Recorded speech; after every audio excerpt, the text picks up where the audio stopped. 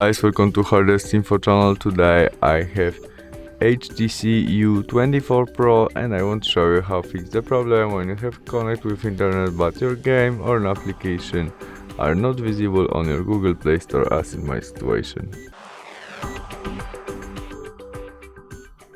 Go back to the main menu, tap on your photo on the right corner and there choose settings option and add family and their parental controls. As you can see, now we have page 3 to visible game or applications Mobile Legends game. We need more than page 3 to change it. Tap on it, enter your connect pin to your parental controls and we can easily change it from page 3 to maybe allow all included, underrated, configure, understood and save.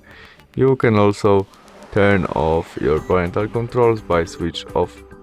And that's all. We can go back and try search Mobile Legends games again, which is visible right now, and we can install it. Thanks for watching, see you soon, bye.